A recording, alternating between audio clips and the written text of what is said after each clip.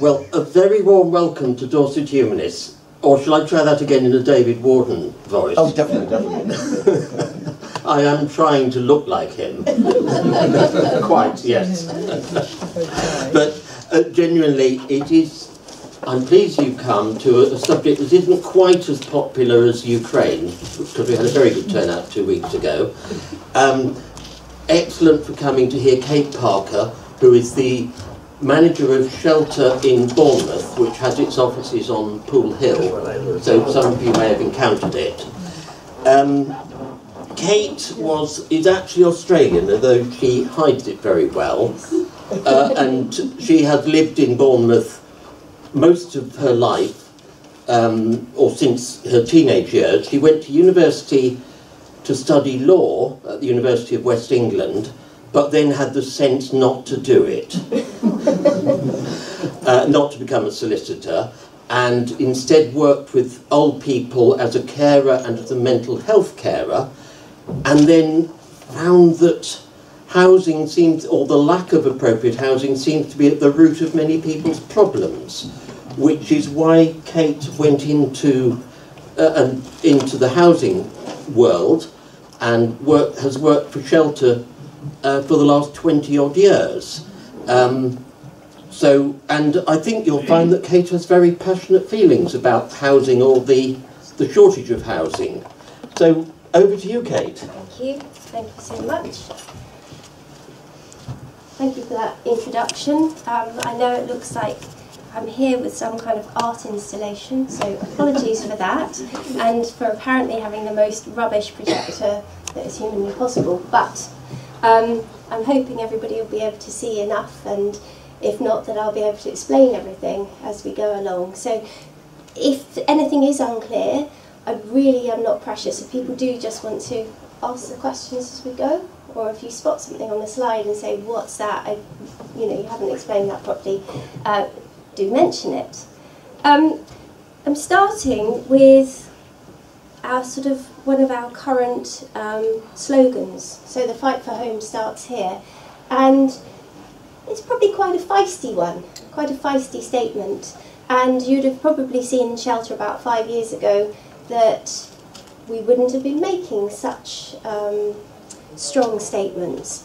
But we're starting to look at things slightly differently, and perhaps go back to our campaigning roots. So Shelter was started in 1966, quite a long time ago, and we are still working towards ending homelessness. And I think because things seem to have got a lot worse, things haven't improved, despite best efforts of lots of different organisations, that we're really seeing that this is a challenge, not just for Shelter as an organisation, but for all of us in society. I'm just going to see how to move this on now with the worst. Hang on. Nope. I'll do it more. So, the problem. The problem, as Shelter sees it, is that we have a national housing emergency. You'll hear lots in the press about a housing crisis, and indeed several years ago we were all talking about, I first heard one of our local MPs talk at a local conference and use the word housing crisis, and it was a phrase that Shelter had sort of been bandying around for quite a while. But Shelter realises that there is a crisis, but actually it's a worsening crisis to the point that it's an emergency. So again, changing the wording so that people start to hear it with fresh ears, if you like. So what do we mean? I'm here to explain about what we see as the housing emergency. Actually, what does that look like in real terms for real people? And just as a starter for 10, where do we start with this? Because there's lots of instances that I'll show you. But a 250,000 people are homeless in temporary accommodation at the moment. And that temporary accommodation might be a bed and breakfast hotel, it might be a hostel. And 17.5 million are impacted by the housing emergency. So that's a lot of people. They're not people who are just homeless though, they're people who are living in really difficult housing situations, as well as those people who might be classified as homeless. So what I'm talking about is not just street homelessness. What homelessness involves is, street homelessness, if you like, is the sort of pinnacle of the iceberg. It's what's very visible, it's what we all see. And it's very important because those people who are street homeless are in absolute crisis. But at Shelter, we're also working with families who are homeless, families who haven't had a secure and stable home for a number of years, who are having to move around a lot of the time. We see people who are living in absolute disrepair, with mould everywhere, and I'll show you some. Oh, there's a bit of a picture there of somebody's ceiling, and people who are overcrowded, people who come and say we can't afford our homes anymore, people who, one chap we've been working with, he's in his 40s, he's never had his own tenancy, because his whole life he's either been living with family, or in local authority care, or in hostels, or on occasion he'll have a relationship and he'll move in with somebody, or he'll be sofa surfing with friends, or street homeless. And that's his whole life. So just trying to give you a picture of the full extent of what we're talking about when we're talking about the housing emergency. So when thinking about, well, why is this? How can this be? One of the main things is the cost of private renting. A lot of people, especially in Bournemouth, I see the figures in Bournemouth compared to maybe some areas where my colleagues work elsewhere in the country. We've got very high levels of private rented accommodation. So I think it's around the 30% mark in general in this area. In some wards, that goes up to somewhere in the region of 60%. So that's quite a high dependency on the private rented sector. The trouble is that with the increasing prices of private rent, people are obviously going to choose something that they can afford. And the problem with things that they can afford is that it might be low quality accommodation. So they might also think, actually, I'm a family with children, but we can only afford a one-bedroom flat, so that's what we're going to go for. Or, it will be okay. So many people, I say to them, why did you move in to this property? You've got all these different things going on. And people just explain that I thought it would be okay. They're so desperate, that they're so fearful of actually being street homeless or not having anywhere to sleep with their children, that people are forced into conditions that, in other situations they wouldn't. So they're forced into this sort of poor quality homes, their physical and mental health, and I'll go on to this a bit more in a minute. And again, you'd say, well, you're right, we might not put up with that. We'd say to our landlord, I mentioned about this 3 months ago, or I haven't had hot water for a long time. We might sort of press on that. I think when people feel that they have very few options, they're not as assertive as they would otherwise be. When people are very stressed, they have expressed to me, had sort of various focus groups with people and sat down and talked about these sorts of issues. And one woman was so clear. She said, in my day-to-day life, I'm an incredibly organised person. I have folders for things. I know what's happening. I'm really organised. But when I was threatened with homelessness, I felt utterly powerless and unable to do anything. I couldn't write those letters. I couldn't do anything for myself.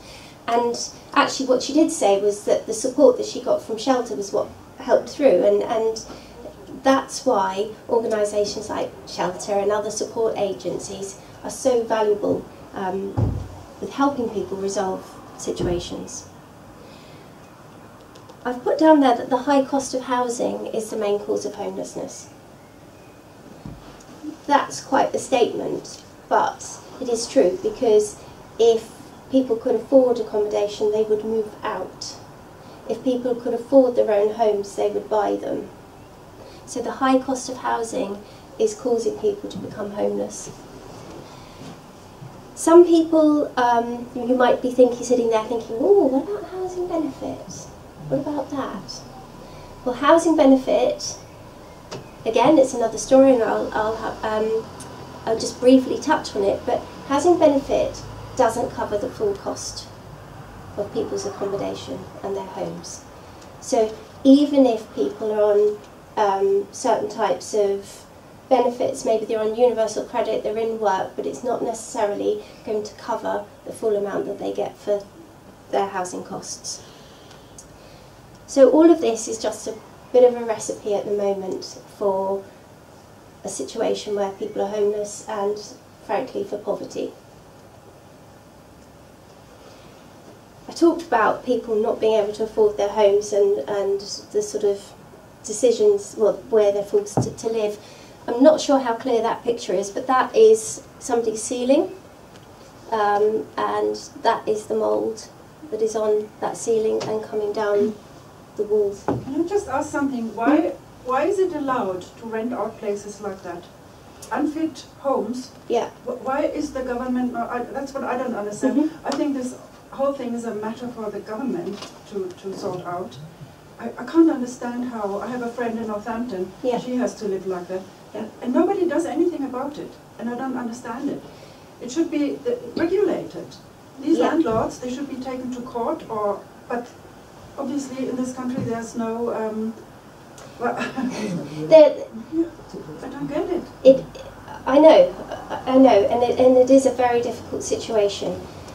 The thing that we're coming across is it's very dependent on local authorities to do things. So they don't always have the resources and the capacity to deal with everything. I think landlords rent it out. I think some people don't complain about it. I think some people think, oh well, it's fine, because if nobody's saying anything, we'll just leave it at that. I also think that in my experience, mould gets and condensation, it's quite complicated, and I won't go into the physics of it. It's just a case of how, which bit is the landlord, and which bit is the fact that there's excess condensation in the property, and it's unpicking exactly what's going on. And part of what we've been doing is actually going to people's homes, and the landlord says, I've done everything. And we say, but we've got this. And then you look at it, and we've got a guy who works for us called a DIY skills advisor, and he'll go in and he's tested the extractor fans, for instance, and they literally don't work. They are ineffective, some of them. It's not necessarily the landlord's fault. The landlord says, well, I've just paid this electrician to put that new extractor fan in. But honestly, it's extracting nothing. It's using electricity, it's humming along very nicely, but it's not doing its job. So there are lots of different reasons. And I also think, in my experience, that there isn't enough, there's not enough appetite to get this done. I think people are scared of making too much fuss. People are worried about losing their homes, about being evicted, and I don't think there's enough within the general public. So you know somebody, every time I go to a group, I speak, and somebody has a horror story about damp and mould, and it makes you wonder why it's not more of an issue. I think the short answer might be that the private rental sector have got a gun to the local authorities' head. The local authority find a place unfit, they end up with another addition to their homeless problem, so they're not incentivised to enforce the rules. Yeah. We're all caught in a system, so we're all tied in. You're right, there's a dependency on private rented. There's landlords who, you know, might feel that they're not getting as much for a place as they could do. So then, you know, there's all of these different factors, and we actually have to stand up and say, and be brave enough to say, we don't want this anymore, this has got to change. And I think that's the bit that Shelter's trying to do, and we're trying to work with communities and groups and get people to talk about this a lot more, and to express it a lot more. And then you know, I work with the local authority, and I'll be saying to them, we're seeing all of this. So in part of your homelessness plan, what's happening about quality of homes? So this is what we need to do, and this is what Shelter's trying to do. So there's some stats there. 23% of people in one of the Shelter, quite a big survey, people living with significant damp and mould. 7% safety hazards, so that's faulty wiring, fire risks. 7% didn't have enough bathrooms for everyone, bedrooms for everyone, sorry. And I'm going to talk about housing, our national housing system and discrimination in a minute, but 30% of black people and 22% of single parents said they didn't have enough bedrooms. So you can see already that some people are disproportionately affected by things that are going wrong.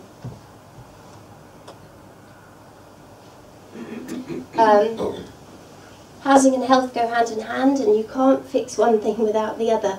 And we see this time and again in our local work, where you might have people who are coming and saying, this property, that mould is making me unwell, recurrent chest infections, people's children with similar respiratory problems. And the knock-on effect, when you sit down and talk to people, you realise that people can't go to work as much. You know, they miss work because they're unwell. Children miss school because they're unwell. That can affect incomes. That can affect the children's education going forward. People's mental health. When somebody said to me, they were just tired with every day of having to get up and feeling like they're fighting the mould. So they were spraying with vinegar or bleach, whatever they could, to keep the place mould free. There are horror stories of people finding mould growing because the atmosphere is so damp that when they lifted the baby's mattress on their cot, that there was mould and mildew growing on that. So it is making people unwell. I suppose it's been really topical recently, but people who are overcrowded have been more likely to get coronavirus. The whole family gets it, but it goes for any illness. The whole family will get ill. And a bit down there that you won't be able to read, but people who live in temporary accommodation have to deal with cramped living spaces. I remember one family were living in one room, and there were 2 parents and 3 children, and it was incredibly difficult. They were in temporary accommodation, and they had at one point the school nurse contacted, and they were worried about the children, but essentially they had bed bugs, I think it was. There was something in the hotel, so they had an infestation of that they had to deal with. Stories about the children having to do their homework in the bathroom because it's the only quiet space, because they've only got one room for the whole family. There's nowhere to cook, and this particular family, I'll never forget, but the health visitor was involved and was saying, because the mother couldn't cook or prepare food, the baby, the youngest, was a baby and needed to be weaned and couldn't be weaned, and hadn't been because the mother didn't, they didn't have the money for all the jars of food and all the rest of it. And the health visitor was deeply concerned because of the, not just for now impact on that baby, but the concern was that their health would be impacted for the rest of their life one way and another because they weren't getting the nourishment they needed at that early years. Got some more mould pictures. That there's a plug and a wall you'll love to see, and that's a window. Oops, that's a window. So 5% of English adults have gone to their GP, so it puts pressure on, and GPs will bear this out, that people do go to them about housing problems, and obviously they're powerless to do much about it. And 1 in 5 adults say a housing problem has negatively affected their mental health. And that goes up to 1 in 3 for people in private rented accommodation.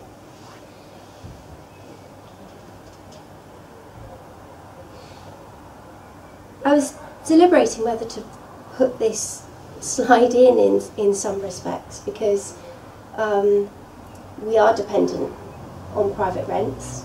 We do work with some landlords who kind of bend over backwards to help some families, especially in recent times. We have seen some landlords who have kind of absorbed or compromised over some rent arrears, and some landlords who really have done a lot to try and, you know, keep families in a safe and stable home. But nationally, and there are people locally as well, but there's a massive figure there, 3.7 million renters experiencing illegal landlord behaviour. So that's everything from just entering their homes. This happens a lot down here, it's quite common. Well, the landlord just let themselves in. People reporting, finding, I don't know why I'm smiling, but it just seems beyond belief, but like a dirty coffee cup in their sink that wasn't theirs, and the landlord's agent has let themselves in to do a repair or something, thought, oh, I'll just have a cup of coffee while I'm here. This issue about essential items broken, and then also 18% of landlords failing to protect deposits. Given that deposits are so high, and given that deposits represent one of the biggest barriers for people to access private rented accommodation, the fact that the landlord then doesn't protect that deposit is quite shocking.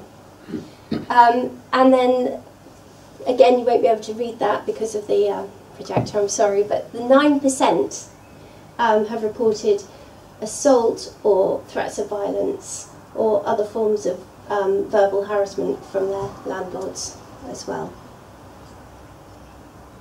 Like I say, these are national figures, but I've been working for Shelter for 20 odd years, and it does happen locally. Can I just ask what you mean by deposits? Is that what people can't get them back when they leave the apartment? Yeah, or, so you know?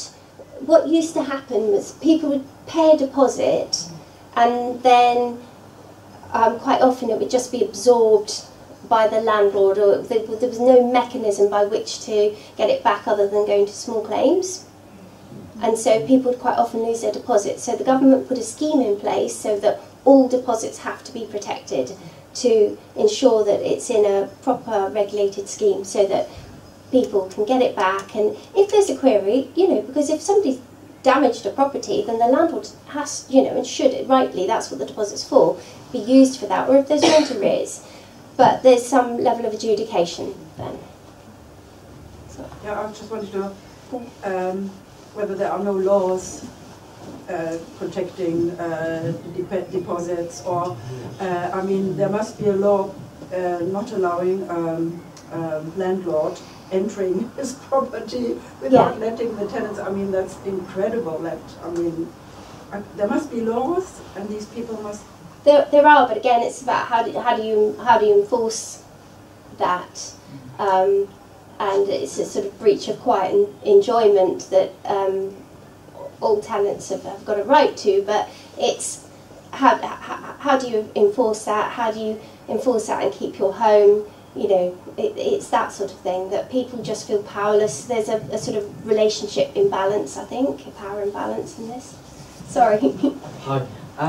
I'm going through a situation at the moment, like with my landlord, but basically what it is, I got carbon monoxide poisoning, Yeah. and it was found out that the landlord hadn't done the gas safety check for 5 years, and it has to be done by law every single year. And yeah, the boiler was all full of like debris and soot and stuff. And it was making me and like my cats ill. Yeah. Got quite an old cat, and like they just thought she had like some cat dementia or whatever, but it was found out that the boiler check was last done in 2017, but like I love where I live, I love the house so much, and I rang up the letting agent and he sent someone round, but like the landlord owns all of like, it's like a complex kind of it, all 12 properties. Yeah. And the landlord has only literally got my house tested since I rang up, but all these other houses still haven't been done for this 5 years. Yeah. And it's like just really worrying, but I don't like want to make too much of a fuss because I don't want to get kicked out.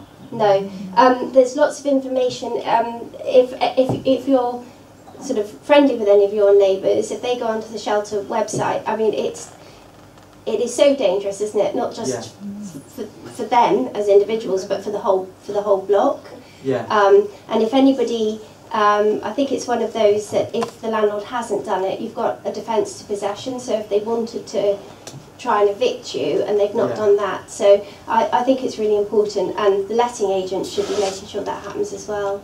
I just like feel really bad about it because, well, like he's done a lot for me as well. Yeah. Like I wanted a shower putting in and new carpets, and he just says yes, but it's just like these little things. But I don't know whether it's the letting agent's job to keep on top of it or the landlord's job to instruct the letting agent to do it. Yeah, I think ultimately it's the landlord, isn't it? But if they're instructing letting agents, and maybe liaise with the letting agent to get it done, because if I had that many properties, I'd want to be investing in them, and I wouldn't want to run the risk of anything happening. So I think in some respect giving a nudge probably is for everybody's benefit. Definitely, yeah. Thanks.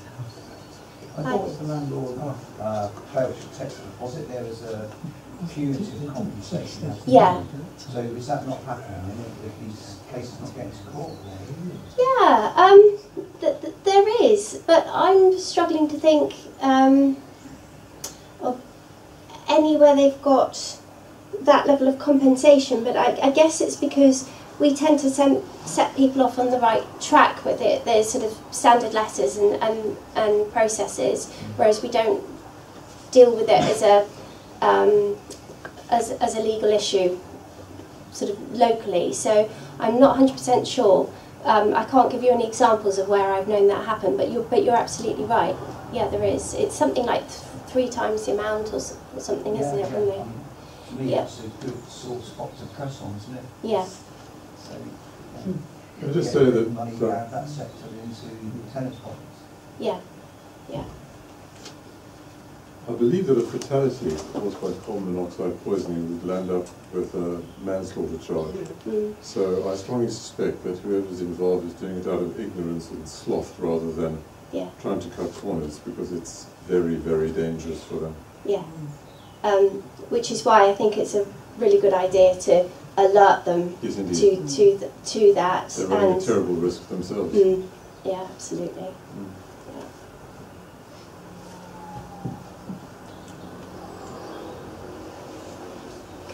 So we're still looking at this housing emergency. We're still seeing the kind of ripple effect of what's going on.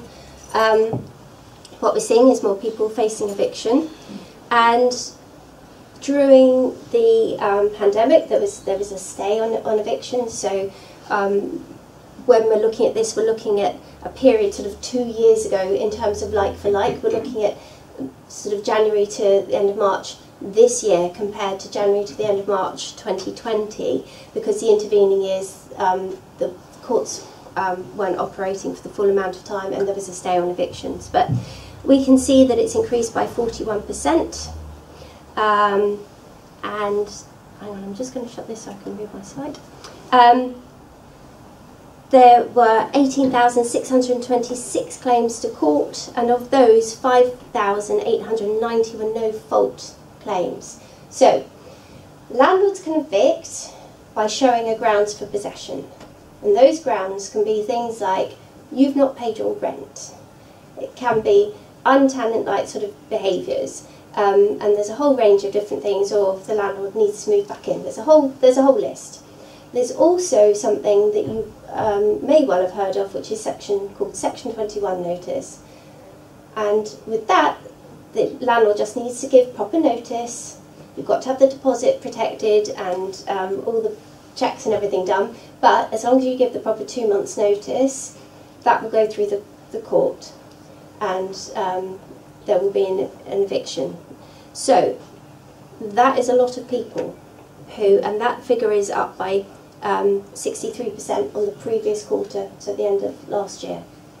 So that is a lot of people who haven't necessarily done anything, who are just being asked to leave for various reasons. Yeah. On the eviction notice, yeah. It's like the 2 months is only valid on the original contract. If you stay there and you go over your original contract, isn't it longer? Isn't it 6 months? No, there would just be something to do with the time periods. It would still be 2 months notice. They have to. Once you come beyond your short-hold tenancy agreement, if it's not automatically renewed by the landlord, you sign it. It goes on to a 6 month. No. So if you've got a 6 month or a 12 month contract, at the end of that time, you'll just be what they call a statutory periodic tenant. So like month by month, if you pay your rent monthly, for instance, they can still give the 2 months notice, but it would all depend on when you pay your rent in the month, and those are the timescales. There are set timescales on it. If anybody is interested in that or needs to know whatever, Shelter's website has got so much specific information on that, so you would be able to have a look and it will explain. Well, I know certainly when I was in London, this was quite a while ago, I was on a short-hold tenancy agreement. Yeah. And because he tried to evict me after, noticed that he was doing properly after 2 months. Yeah. But I successfully said, no, because the contract wasn't renewed, I automatically go on to a standard tenancy agreement, which is 6 months, which is essentially 6 months at the time. That may only be relative to London. But because it went over, it went from a short-hold tenancy agreement to a standard one. Yeah, did he give it after 2 months? Sorry? Did he give it after 2 months? Because you can only, you can only give me at least 90 days. Yeah, you have to.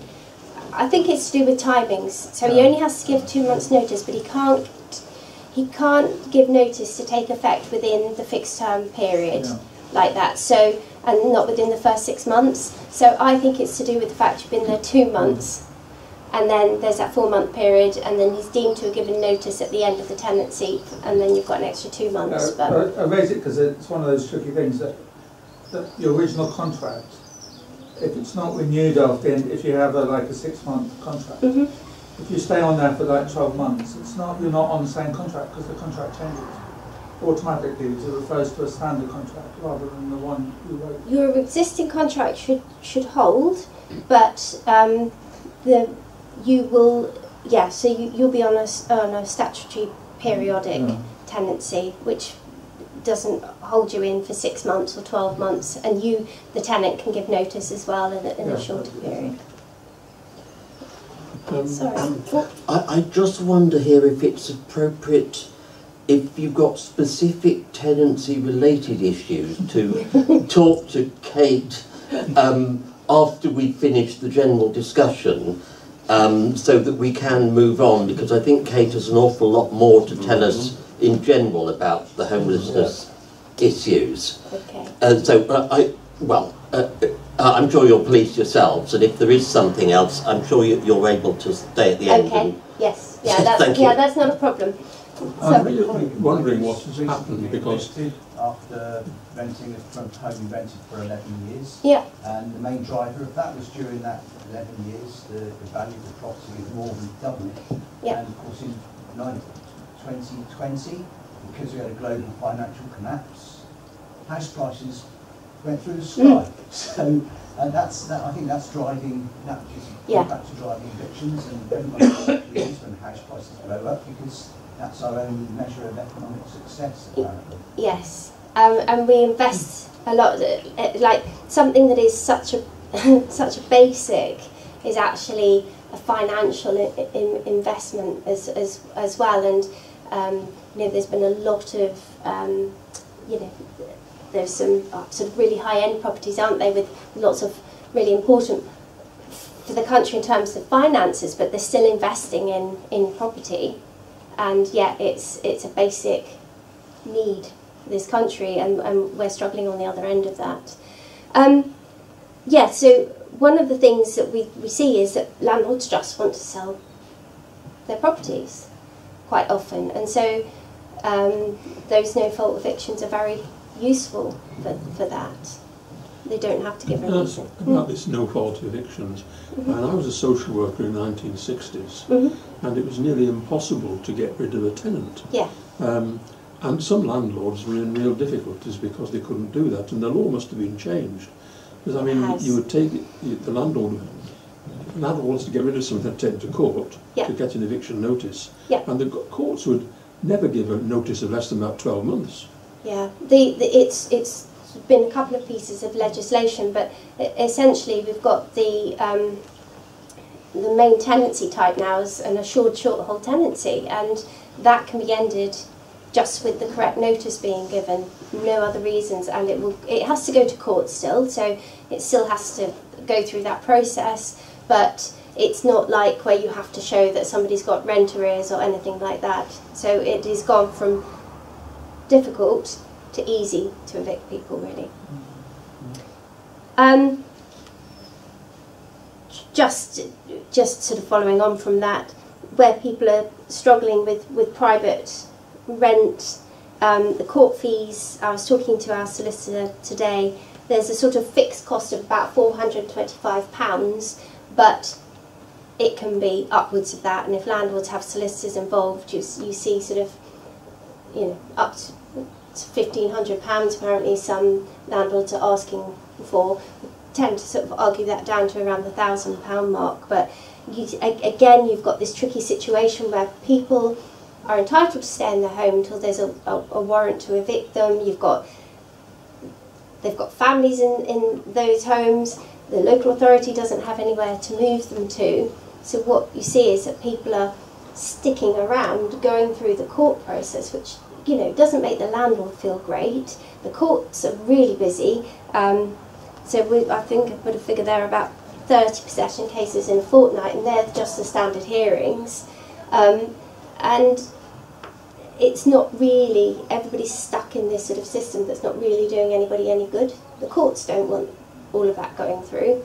The landlords don't want the hassle and the expense, and the tenant certainly doesn't want the stress of it. So yeah, it's a really difficult situation. And then obviously the cost of moving to a new home, we've talked about deposits, but the actual costs of moving, getting everything set up and all the rest of it, for people who don't have reserves of cash, it is incredibly difficult. And so the housing emergency is affecting us all in society in one way, shape or form. But as I said earlier, it's affecting some people disproportionately. 60% of adults in temporary accommodation are women. We've got 70% of people are more, you know, the housing crisis is 70%. Black people are more likely to be impacted than white people, and Asian people 50% more likely. A lot of this is down to finances, but we saw here that 24% of people who are homeless are at immediate risk. You can see the breakdown there, but collectively those people only make up 14% of the population. So you can see, I should have done the sum, shouldn't I, but we're sort of got 17, 20, 24% as opposed to 14% in the population. So there's a skew there. There's a skew with women in terms of affording accommodation. Shelter had a big campaign a couple of years ago, a big campaign about landlords who weren't allowing people, they were just across the board saying we're not taking anybody who's on any benefits. And of course that included people with disabilities who couldn't work, included women who were on benefits and might be working but they were still on benefits to supplement some of that. So that was found to be discriminatory. 2 million adults in Britain say they face discrimination when looking for a home.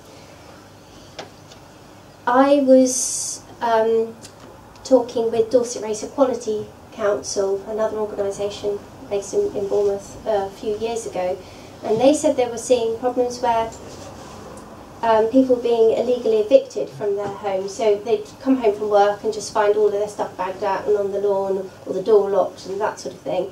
And they said, well, it seems to be people who are migrant workers. And I said, nah, it just happens to everybody, it's just across the board. Yes, indeed, it is across the board. But when I drilled down into the stats, I could clearly see that people who were not of white British ethnicity were more likely to be experiencing problems with their landlord, that sort of just turning up, changing the locks, disputes over rent, more likely to have disrepair issues. So there was definitely a correlation. And even more blatant than that, a couple of years ago, I was talking again with Dorset Race Equality Council.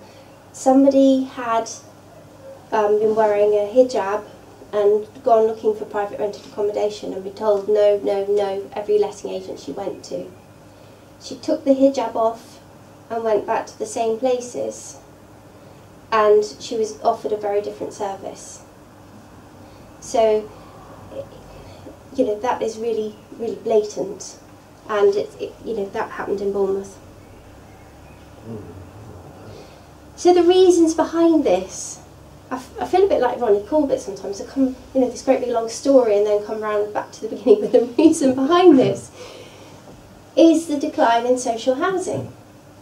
If we had enough social housing, i.e. affordable housing, then we wouldn't be experiencing the problems that we've got now. And again, you're not going to be able to see very much on that graph, I'm sorry, but there have been fewer social homes built compared to those that have been sold on through the right to buy or those that have been demolished. Since 1991, the average, the net loss, so that takes into account new homes built and houses lost, the net loss is 24,000 social homes. Sorry, I can't quite say that. Is that years along the bottom? Yeah, so that's years along the bottom. So essentially, you look at it, how many thousands of people are on the housing waiting lists across the country, and then you look at how many properties have been lost through the lack of build, then you can see that there is a correlation. Over that time when the 24,000 homes were lost, you'd say, I think over that time, some years the population is increasing by about 200. Yeah. So so there's population increase, there's lack of build. I mean, for instance, BCP have been doing some building, but that's in very, very recent years. For a while they didn't, and the money generated from the right to buy wasn't put back into local councils to regenerate the housing stock. Mm-hmm. I'm not sure if you can clarify. I tried to do some research recently around here, and I thought, I don't know if I've got it quite right, but I can't quite remember the figures. Something like 5,000 people on the housing waiting list in BCP area. Aren't there something like 12 houses on offer? Yeah, so which is ridiculous, isn't it? Absolutely ridiculous. Yes, it's a tricky thing, especially for, say you've got a family and you need 3 or 4 bedrooms. There's certain types of accommodation that there's a squeeze on. with no new build, then what you're waiting for is people to be leaving accommodation. And that doesn't happen. Any housing offer. So unless you're extremely vulnerable, you might as well not bother to go on the housing list. Yeah, you have to now demonstrate that you have a housing need. You have to demonstrate all sorts and be very, very proactive in. They've got a bidding scheme, so you have to be really proactive in your bidding scheme And you have to be good at IT. Which involves, unfortunately, being good at IT. Yeah. We'll talk about IT another day. Because there are lots and lots of, we're looking at barriers to housing and services. That is a big one, because you can't claim benefits without these things. You can, people struggle with bank accounts. I was talking to Lloyds Bank yesterday about people who are homeless, have got no ID, maybe they've fled homes, have been street homeless, it's all been stolen. They can't get a bank account. Without a bank account, you can't get your benefits. And you can't get a bank account without a home, so people go around in this loop. And she was saying that with her concerns are also with some people who are used to having a high street branch, and it's all very well, but they've shut a lot of those branches. But a lot of people now, older people, are saying they can't come into Bournemouth because there's not very much parking, but when there is parking, you've then got to use these online apps. And on Radio 4 just the other day, I heard this programme, I think it was Esther Ranson, talking about the difficulties of, and some other chap about online apps, and the whole thing. And you can just see why people decide, well, I'm not going to bother. I'm not going to bother sorting that out. This is just a diagram trying to show the sort of link, the correlation with things. So house building's halved in 50 years. The drop in social homes built. So in 1990 there were 28,000 social homes built. In 2020, less than 7,000 social homes built. The house prices against salaries. So in 2000, a home cost 4 times your average salary, and in 2021 it was 8 times. There's a rise in homelessness and the amount of households in temporary accommodation. And as we've discussed, the cost of housing forces people into overcrowded homes, etc. And then the impact of that is on the health. And so there's this whole sort of spiral that happens. So I'm going to move on to the positives now. Worn you down enough. If you just look, if you'd have said to me 5 or 10 years ago, what are the main causes of homelessness? And if you ask a lot of people, maybe in the local authorities and other things, what are the main causes of homelessness? They reel off a list, and it would be things like Section 21 notice, relationship breakdown, mental health. But actually, all of those things in our society should be able to happen, and people should still be able to function and find a home. That should not automatically equate to homelessness. So there are solutions. The Queen's speech is not a solution. I've put that merely because we at Shelter have been campaigning. So part of what we do is offer services on the ground, and I'll talk to you about some of that in a minute, but also as a national organisation, we're taking that information we get, we're feeding it up, and we're campaigning to the government on it. So the Renters Reform Bill looks to get rid of the no-fault eviction. The Social Housing Regulation Bill finally strengthens the rights of tenants in social housing, because believe it or not, I mean, I've picked on the poor private rented sector, but there are some utter horror stories also in housing associations, locally and nationally as well. We're pushing for more social housing. We didn't get the promises that and the commitment on that we'd hoped for. But essentially, the solution is more social homes. Regarding the Queen's speech, now she's moved out of Buckingham Palace, that would make a nice set for affordable flats, wouldn't it? Yeah, some developer could get their hands on that, couldn't they, and do something quite nice with it. Nice set of 2-bedroom flats in there. Are there any policies that could be enacted that would deliberately decrease house prices or make it less attractive to own houses as an investment? Yeah, I guess there are. I'm not sure what that would look like. Part of the problem, I guess, if we looked at it the other way, and why is social housing, for instance, not being built, part of the problem is the price of land. And I say this, I suppose, the way I see it is the sort of commodification of land and property. And the price of land makes it incredibly difficult for social housing to be built, because you're paying a premium for that. Now, I am not going to stand here and give you all the explanations because I do not have them, but I know that part of the work the Shelter is doing and the things that they've done in the past is have a look at what would that look like, how could we get some affordable housing schemes, what would need to happen to do that. The traditional Can I just say- inflation would take the price of housing, and luckily you have inflation. Oh, yeah, so that will... Well, I just read a brilliant book, and I can't quite remember the name. I was sort of trying to get someone economist amongst us to give a lecture on it. I think it's called The Economics of Housing and Wealth, something like that. And the fact is that we haven't in economics considered, and I know there are economists here can tell me I've got it muddled, but basically housing is wealth, and it hasn't been considered as wealth. And just for example, my children bought houses, and they probably made more in their houses. They're not developers, they just got lucky with their granddad dying. And they've made more probably than their salary in the last 10 years, and they're not taxed on it. And that, I think the whole system needs to be looked at again. I think I need an economist to explain it properly to us. Yes, yeah, I'm with you on that. It's a bit beyond my ken, but yes, it is the economy and those forces at work which pulls those prices up, and those housing prices obviously pull up the rental prices, pulls up the price of the cost of land, and therefore the developments that are built and not for social housing.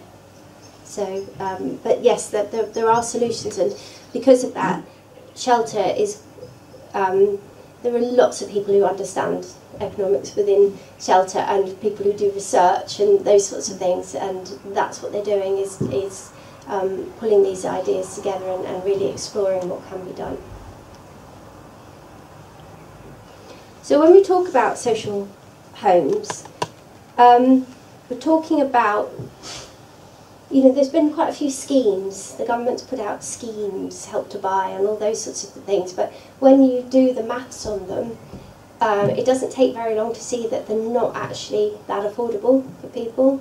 And even shared ownership isn't necessarily that affordable for people. So we're looking at places that are affordable. We also want them to be secure and decent, and that means that housing associations need to be encouraged to keep their stock in better shape.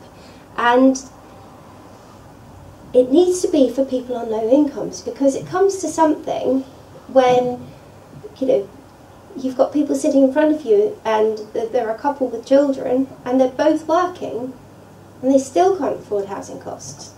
How is that? Because their incomes are so low. So what we need is to be able to not have that situation, so that where even people on low incomes are able to afford a decent home. I put this picture in because this picture makes me happy. It's somebody we've been working with in Dorset, and I told you before about some people we'd been working with who had never had a tenancy of their own before, and I just wanted to give you a bit of a local response to some of these things that we've been talking about. So this guy had been living in the woods for years and years and didn't want, was offered accommodation, said no, I don't want it. It took until the pandemic for him to think, actually, I might move. It was fear, and because he hadn't managed a tenancy before. But part of the work that we're doing is, we're supporting people, so we're working with people who've been street homeless for a very long time, and regardless, in some areas they're the people that everybody knows, you know, the people go, oh yeah, that's Fred, he's been sitting, you know, that doorway or outside that shop, or I've seen him around town for years, so very well known in the local villages and communities. But we're also been working very closely with local housing associations. We could not, when we first started to work with people, there were 11 people we were going to give really good support to, and we were going to get them accommodated, and we thought, we're Shelter Dorset, we're really used to the local housing systems, we know how it all works, we'll get people in, we'll put them on the register, we'll bid, Nothing worked. Nothing at all. The letting agents were like, no. They'd been nominated for a property, and the housing associations were like, no. No one would take the people we were working with. No one felt that they could take that risk. So what we did is we just chipped away at them. We kept meeting, we kept saying, look, we're working with this person, what about that? And the housing associations in wider Dorset have been absolutely amazing, because now they understand, now they see that there are ways of having risk and mitigating that risk by having decent things in place. People don't move in, we're not asking people to give up drinking before they move into a property. The whole ethos of this project is that people go into their homes first. We'll give you a home, and then you can start to sort everything else out at your own pace. We're not saying, yeah, if you give up drinking, you know, if you stop shouting at people in the street, if you do this, if you do that, then we'll give you a home. We're doing it the other way round. And it's a model called Housing First. It's an international model, and it's really very successful. But why I've included it here is because on a local level, we've done a bit to get 30 new social homes, including the councils doing this, 30 new social homes for people who have been rough sleeping, who literally could not get accommodated previously. And this is another lovely picture. This is, again, it's a local. I talked about our DIY skills advisor. So this is somebody, again, who's had all manner of things happening, and I'm not putting the issues on individuals. People have drug and alcohol addictions. People have mental ill health, physical ill health. They have messy childhoods and difficult relationships. That shouldn't be the reason that they're homeless. The reason that they're homeless is A, because there's not enough social housing, and B, because our local systems do not accommodate them. They do not accommodate their behaviours. They will not meet them as individuals and as people because they don't fit into their system. So part of the work that we're trying to do is look at the local systems. We're trying to work with people, and I'll show you some pictures in a minute, and get those people who've got lived experience of homelessness to feed in, speak to the councils, and when the councils say, oh, we've got this lovely homelessness pathway, fantastic, well, let's have a look at that. Let's look at how that actually works for people, and get the people who have used it to input into that, because then we're going to have systems that actually are fit for people. So this is somebody, she's, again, she struggled in tenancies. Again, we had to put lots of things in place because housing associations were like, oh no, we can't house her, what, you know.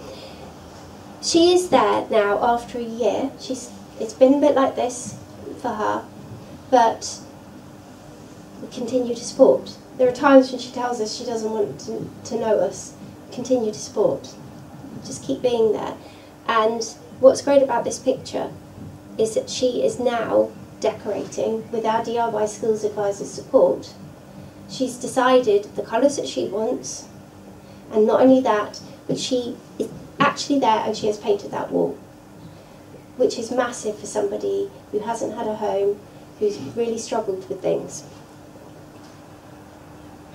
The other thing we're doing is strengthening housing rights. We've talked about that along the way, so I won't spend too long on that, but nationally we're looking at ways of strengthening housing rights, and also locally, and I'm just going to show you this. You see that's written in pink felt tip. I mean, it's actually a few years old now, but this is a letter. This was notice that somebody was given by their landlord, and they came and said, "Oh, I'm looking for somewhere new to live, but I haven't got long. I've only got a couple of weeks." And we looked at it, and you know, this is the extent that some people don't understand about either their housing rights or landlords not understanding their obligations. So we're trying to change that. As an organisation, we're looking at a shift in power. It's so easy, isn't it, if, especially where you've got experts in the field, where you've got solicitors, you've got very experienced advisors and support workers, to think, we are the experts. We know the answers. We have all the answers at Shelter. We've got researchers and policy people, and you know, we speak to the government. But what we've realised is that if we want genuine change, we need to be doing it from the ground up.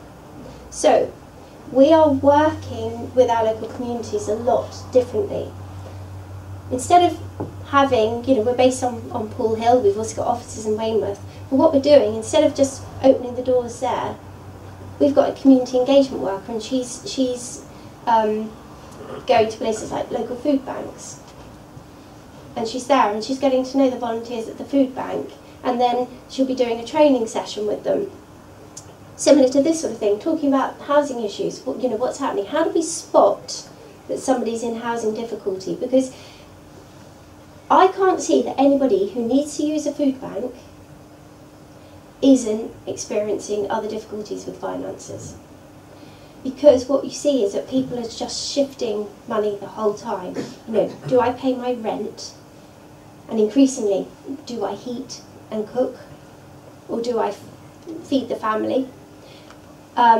Even as long ago as 6 years ago, we had this national census, and it's looking at deprivation, and it's anonymous surveys being done, and lots of people who came to Shelter completed these surveys. But I was shocked, and I can't remember the exact stats, but I was really shocked at the number of people who go without the basic toiletries, routinely without the basic toiletries, and parents who live on one meal a day so that they can feed their children. And it is really shocking. So we are working with individual people still, we're still supporting, we're still, you know, challenging evictions, those sorts of things, but we're also working on a much wider scale and picking up on the local issues. What's happening? What can we do to change it? And giving people a voice. So we're taking that expertise from people with experience and recognising the value in, you know, the ultimate goal is to co-produce things. You know, I said about the local systems, but the ultimate thing is that anybody who's used that system, anybody who's going to potentially be using that system, all of us should be working together to develop a pathway that makes sense and is usable and fit for purpose. And the same goes for shelter services and for the direction of travel for shelter. So we're taking that expertise from peoples and communities. And this is my last picture, and again, I love this picture. That's our involvement worker, and she's working there. She's cooking with a Syrian woman who was widowed in Syria, fled to this country with her family, and we got in contact because she was having problems with extractor fans, actually. She had a problem with her extractor fan, damp and mould everywhere. English wasn't her first language. The children had settled really well, but she was struggling. She didn't know where to turn. There was a translator who met our community engagement worker. So this whole chain of events led to this. And this is a cooking session. And our DIY skills advisor's taken the photo because he's helped her with the damp and mould. But Siobhan there is cooking with her, and this lady has cooked and prepared a meal to share, to give something back. And not only that, but Shelter had a fundraising campaign, and I can't remember the name of it, but it was basically recipe cards, and it was a way of fundraising for Shelter, and she donated a recipe for that and donated her story as well alongside that. So that for me is a real success, and just really in a nutshell shows how we're trying to work at the moment. Thank you.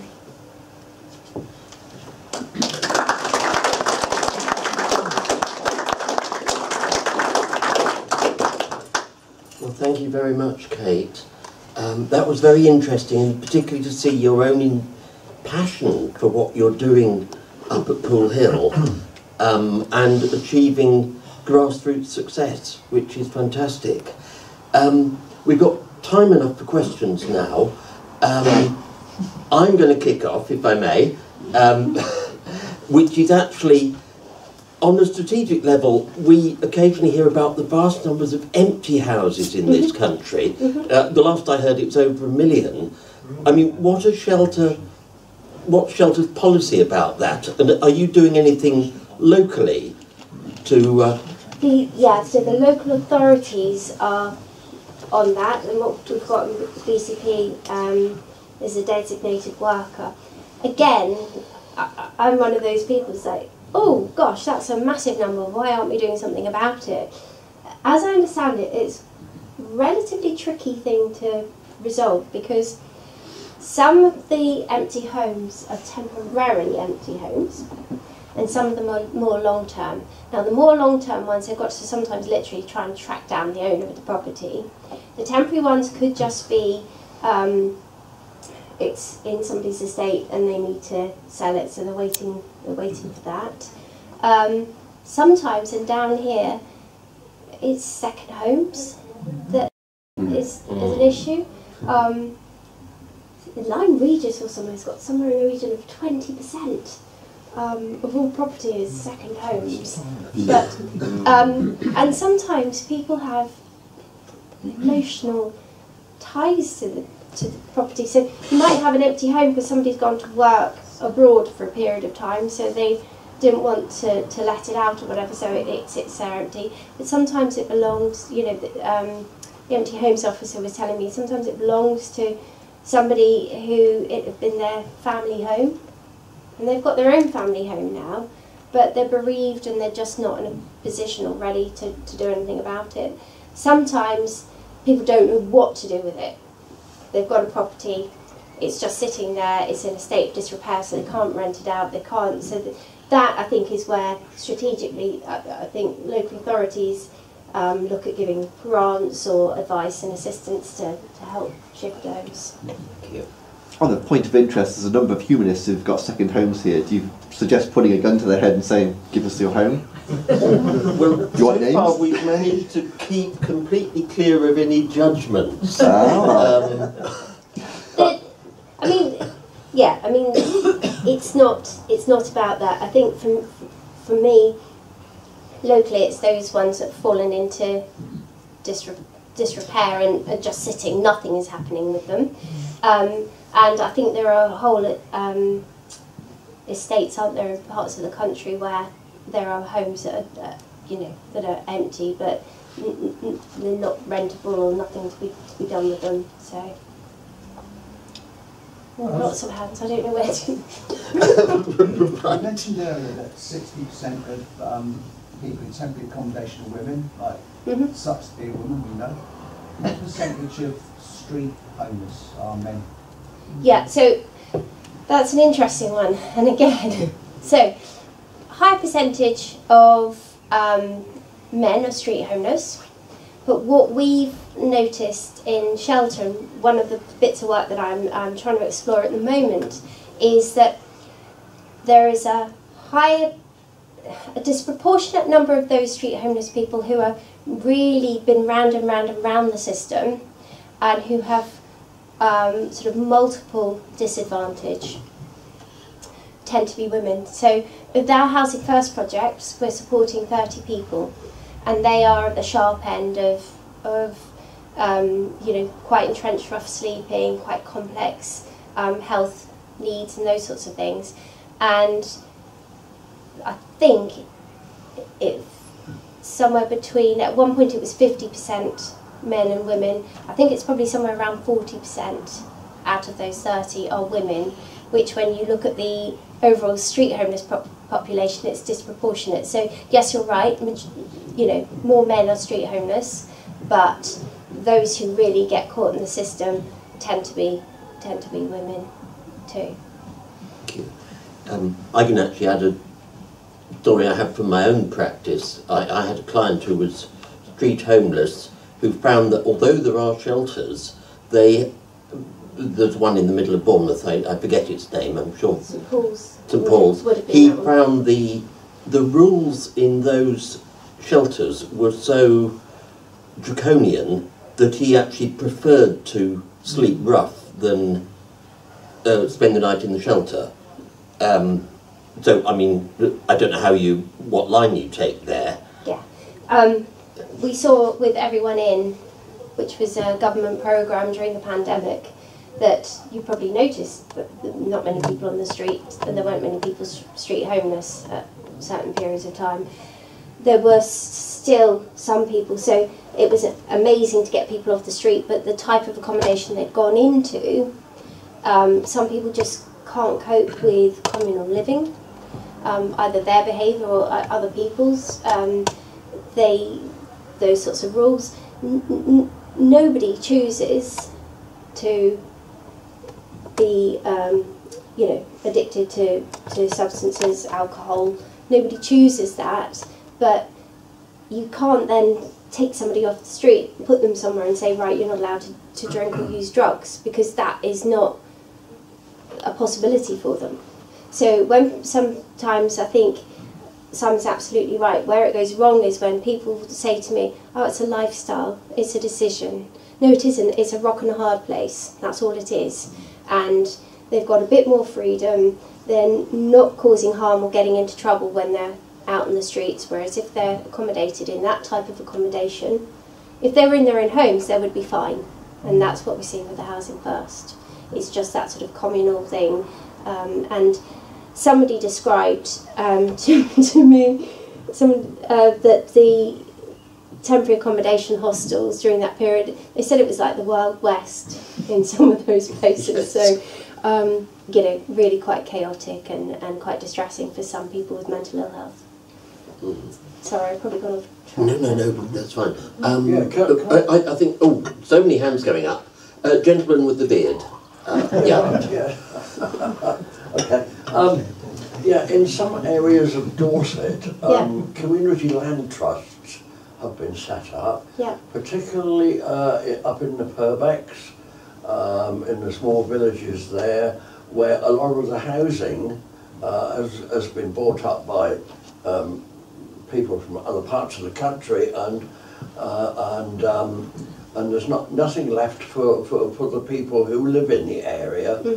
Like say for instance, a plumber who has learnt to become a plumber cannot live and work in that area, has to work somewhere else. So community land trusts have been set up where it might be the case that a farmer will donate a certain amount of land, and then other people will come along. A sort of a cooperative is developed, and they will all work together to build, either borrow the money to build the houses, or they will build them themselves. Get people who are in the know to come along and actually do the building, because otherwise they won't be able to. The people who lived there all their lives and they got their sons and daughters, they won't be able to live there anymore. And in Dorchester, they got one of these community land trusts as well, where they bought the old tennis courts, and they've built the houses in these particular areas purely for people in in Dorchester only. Yeah. And they're not for sale, Yeah. they're for rent, but only to those kind of people on lower rent. Yeah. And that's an interesting way of going forward, really. Yeah, it is interesting. I remember hearing in about the 1950s that in North Dorset they had something similar where the land was given or purchased, but they had a whole range of like carpenters or some trades would do this, and they built the houses themselves as well. It's quite an interesting model. And again, that falls into planning, which is a little bit out of my know-how, but there are ways that planners can reserve land and decide what's built, and they can have agreements, for instance, that if social housing is built or any housing built in a particular village, for instance, that there will be this sort of radius that actually this is for people who are of this village or in neighbouring, and they will specify the sort of geographical area. Just to keep communities together, that's what it's about. Yes, yes. Yes, Paul, you've been waiting a long time. Okay, thank you. Okay, thank you for the talk, and thank you for what you do. I mean, it's obviously very valuable, and I don't know if other people here are the same as me. I get quite emotional around these subjects because the whole structure of institutions which we have in this country are antagonistic to properly housing our people. It's as simple as that, or at least for the bottom 30% or so who aren't blessed with assets. And for me, the underlying issue is political will behind all of this. We could draw up a list of solutions at a macro level and a micro level. We'd probably all agree quite quickly, and they all require resource, but broadly speaking, what they require, well, I will go political because I can't avoid it, is a change of government, because we do not need a ruling party who've got 25% of their MPs are landlords and who consistently, as far as I can see, stand in the way of the sort of legislation that would make your life easier. Now, having said that, my understanding is, or I presume you are a charitable organisation who is not empowered to lobby politically or to influence political statements, because otherwise you lose your charitable status. Yeah, so we can provide information. So my first question is just to clarify that, and do you have a separately funded arm which is able to lobby or liaise with other think tanks and so on to talk about the big picture that you referred to earlier? And my second question is more general. You hinted at the beginning that as an organisation you're thinking of becoming more assertive. How political are you prepared to be? Yeah, so in answer to your first question, we don't have a separate arm. We can't lobby, but what we can do is provide information. So we're constantly researching things, looking at things, providing information, looking at the statistics, showing the evidence and insight, if you like, to members of Parliament. We've got relationships with MPs across the board, so when, you know, non-partisan in that respect, but MPs across the board. On a local level, we'll try and influence local councillors. We'll talk about what we're seeing and how we think certain things are going to impact. So I might be talking about the, you know, BCP's homelessness strategy and saying, well, you know, what about this bit? And we've got this information too. So that's how we do it. It's about influence, really, in a sort of non-political, but using a lot of very well thought through stats and data and stories as well from people. And how political are we prepared to be? I think we're prepared to be noisy, and like I said, we're working more with communities. So it's not about us doing things. We're doing some work at the moment with, for instance, with some of the traveller community. And politically speaking, there isn't an awful lot of will to help travellers, even quite established, you know, people who are quite settled. So it's about how do we work with them to support them to be pushing some of this through on a local level. So we're not doing the work for them because we're not living in those conditions. We're not subject to that. But we are there. We're an ally, and we will support with that. And I think it's that grassroots approach again, because Shelter started from a group of people. Yeah. So it's about, well, how do we get noisier? How do we get the messages out there more clearly? How do we say as a society, do we want this or do we want this? And so it's influencing voters that way, I'd say. Well, thank you and good luck. Thank you. Yes, we live in hope. I'm sorry, I don't know your name, but you're... Roger. There's several points I want to raise, but earlier you mentioned we were talking about empty houses. Mm-hmm. I think the current figure is 8. For every homeless family, there's 8 empty homes. But I'm not sure whether you mentioned the ones that are government and council owned. To put that into context, when I was living and working in London, I used to cycle about 2 miles into where I worked. And there was a number of buildings, some of them hotels, had been empty for 5 or 6 years. There were new buildings that had been built above 5 floors, 5 years old, and nobody had ever moved into them. And there was an old hospital south of the village, which people who would move into were squatting, and there's a number of DIY people helping build flats and stuff in there.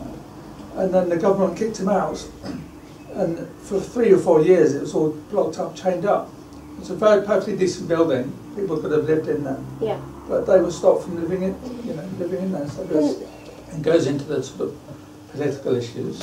I think, yeah, and on a really local level, it's how you've got housing and homelessness here. So you'll have housing and sort of allocation of permanent homes, and then you've got a homelessness team, and then you've got planning sitting over here, and then you've got planning working with developers, and you've got, it's how we tie it all up and say, okay, what's the housing need locally? What does that look like? How does that then influence the planning and what the planners agree to? What builds, how it shapes their policy? Because there's a little bit of flexibility about what can be built locally. What happens to those empty blocks? What can we agree to on that? Are there any pressures that the local council can put on to get something done, to get things moving faster? Because I have heard of people who can't get the planning they want through, so they wait till something's a bit more dilapidated, and then is it better to have this built or have that dilapidated building there? So I think planning, we need a sort of more joined up thing on a very local level, as much as anything, to get things done, because it's local councillors that decide on those sorts of plans. I think it's also efficient housing, because if you look at London, the amount of population in London, and look at which area actually houses the most number of people. It's surprising places like Chelsea have the more people per hectare, and that's relatively affluent housing, but nice houses. Yeah. But it actually contains a lot more people than some of these tower blocks and rundown accommodation and stuff. So it's about planning how to actually make efficient houses that can actually accommodate.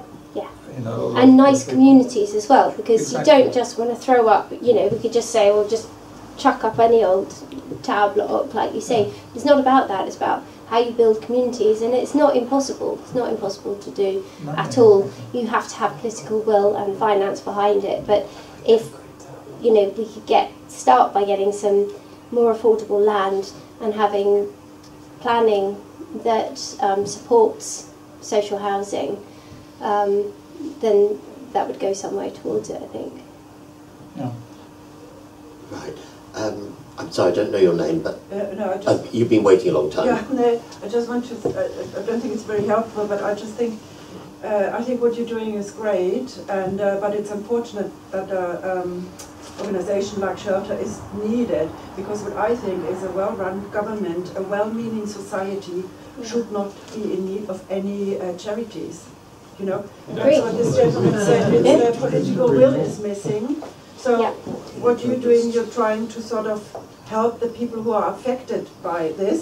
Yeah. But what needs is change up there. Yeah. So and I mean, we can try to help these people, but this is not going to change the issue. No, and you make a really good point. Several years ago, in every local shelter office, we had streams of people coming through the door all the time, just non-stop. The staff could barely keep up, because obviously a lot of the work we're doing is legal advice. You've got to get it right, you've got to be thorough, but you've still got people, you've still got somebody sitting there. How do you turn them away? What we're trying to do now is not just help the person sitting in front of us, but influence the local housing system and then the wider structure that affects us all. So yeah, it has to be on every single level. There is absolutely no point just helping more and more people. Just another question, what I don't understand is why can you not do any lobbying? Why is that? I think it's because we're a charity. We're a non-political organisation.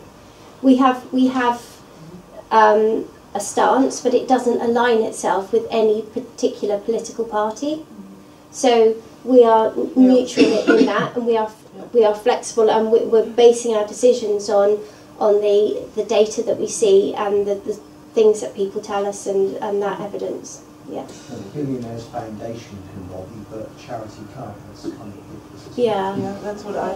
Charity can lobby on campaigns, not on the political right. Yes, yeah. So it's you can have a campaign. Sorry, yes, we do campaign. So we will have campaigns, and we'll put a lot of resources into highlighting certain areas, and then we will feed that into to government. So we do have external affairs workers who do that. But they can't say get rid of it. Barry, I think you had a question earlier. I did, yes. No, okay. I did, yes. Yeah, Sally, please. Still do. Yes, thank you. You said something about shelter campaigning in future against no fault evictions. Mm-hmm. Now, does an eviction in this context mean the landlord giving notice that you should move out in 2 months' time or whatever? Yeah. So, how do you want to replace it? Because I speak as a landlord. Yeah. Yeah. So. In fact, I've got a flat that I bought from my brother when he and I took it on with a sitting tenant, a lovely girl, and I was very pleased to have her still there, and I have no immediate intention in the least of evicting her. But I mean, suppose I should decide that I need to sell the property to raise, to use the money for something else.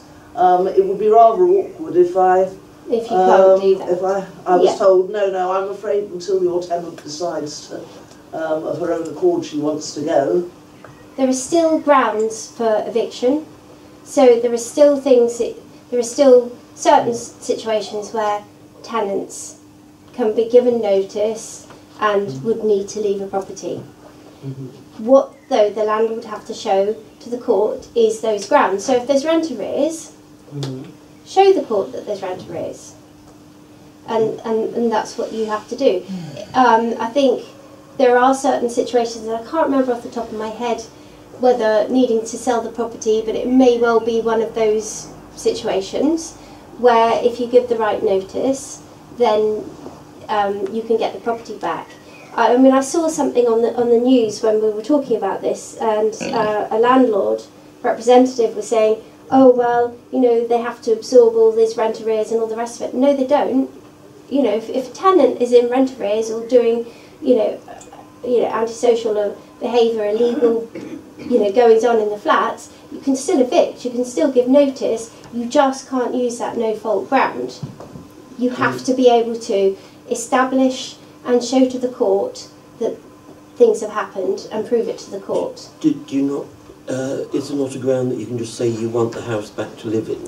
Yeah, that is a ground as well. Yeah. Well, I know my nephew had to move out of his rented accommodation because the landlord wanted, I think the landlord wanted to decorate the place up and then sell it as well. Yeah, so that's quite common. But if you, again, I would direct anybody who's got those sorts of queries, go to Shelter's website. It's very easy to navigate and to read about, and I wouldn't say that if it weren't. And that you'll see those grounds. Yeah. Gentleman with the carbon monoxide problem.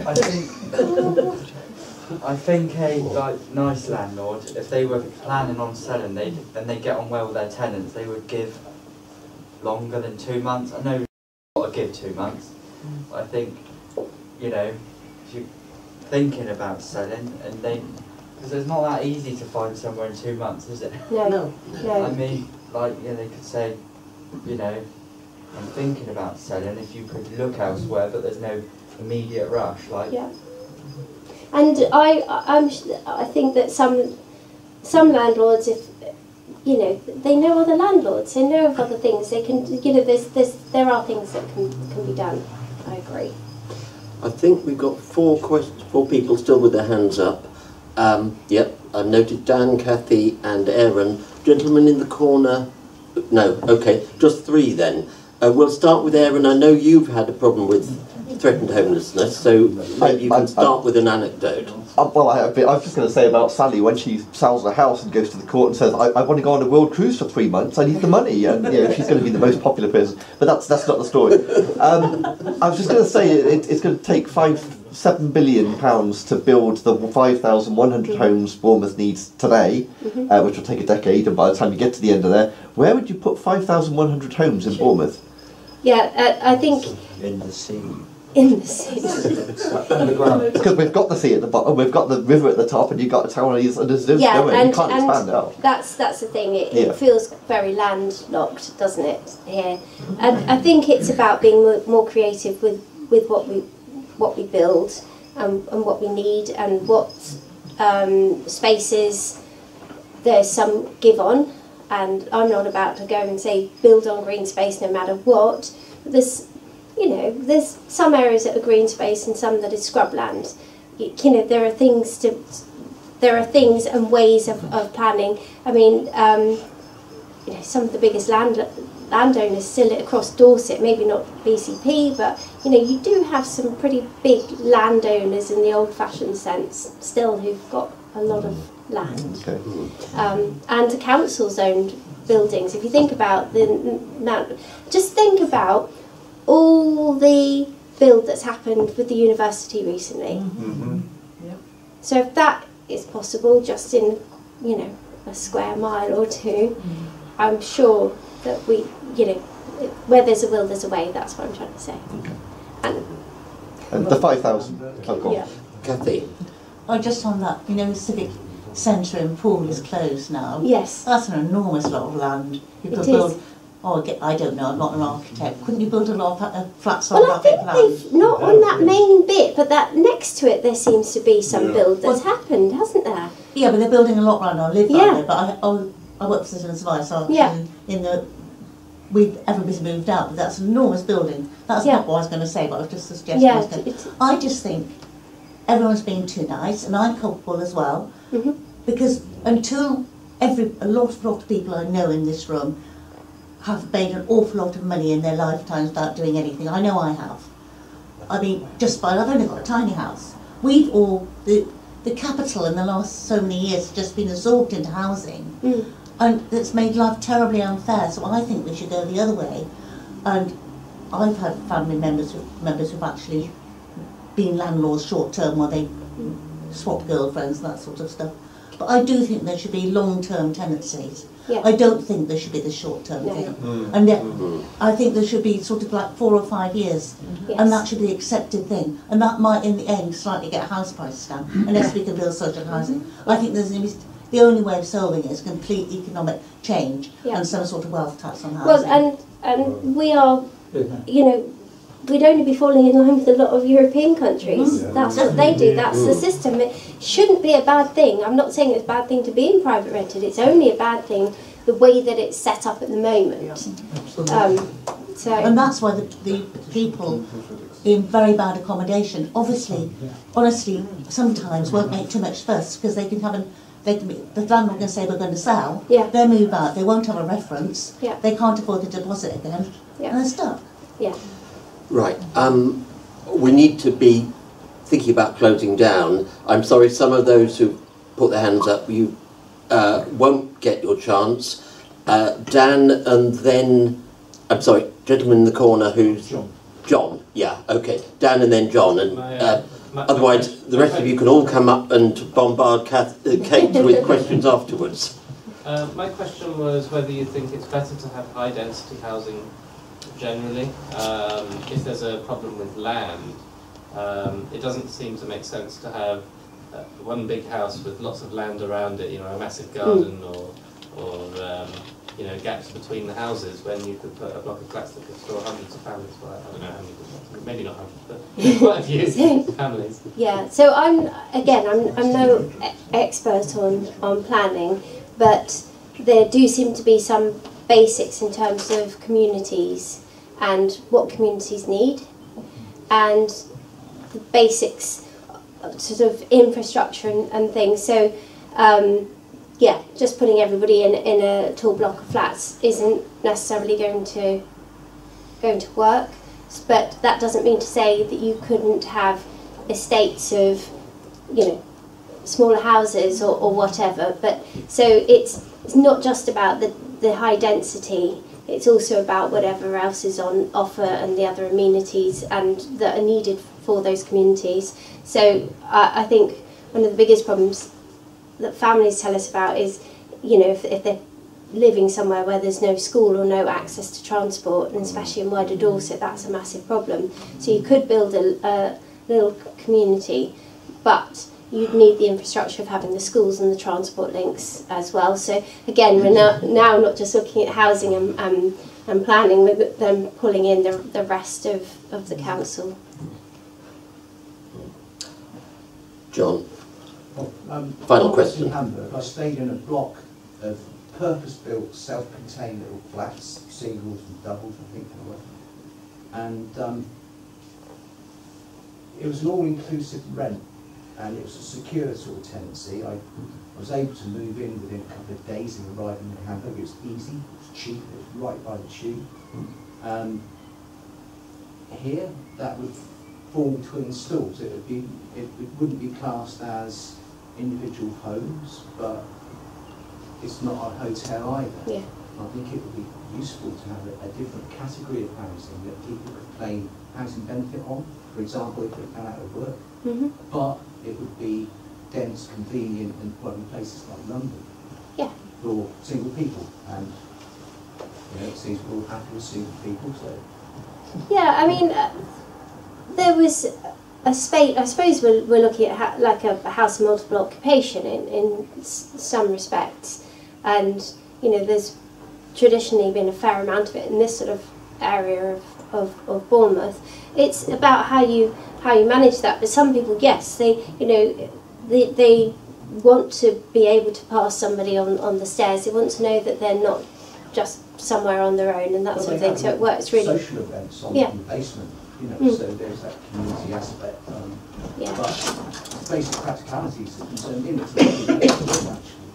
Yeah.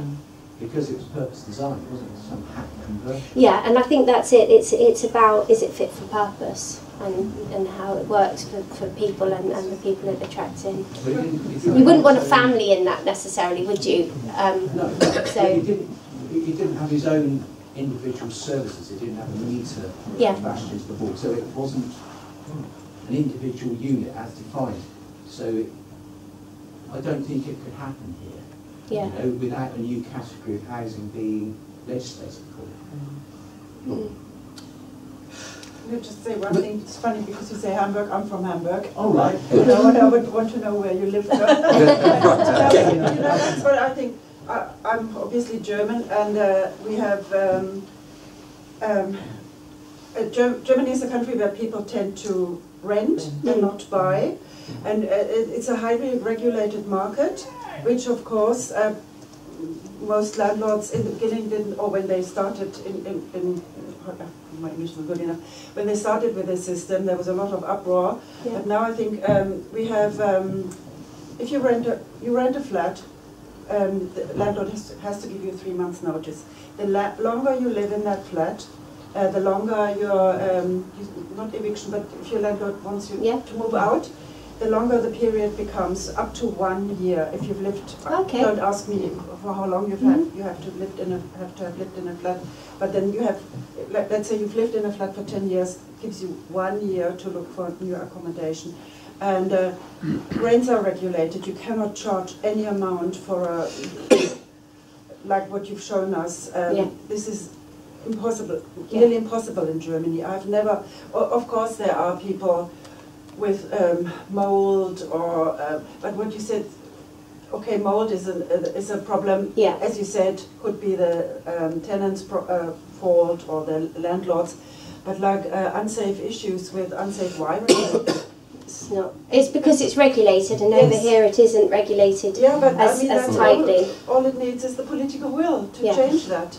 Yeah. I think we'll leave it at that as a point to finish on. I think, thank you very much indeed, Kate, for a very good talk, and you've stimulated an awful lot of discussion.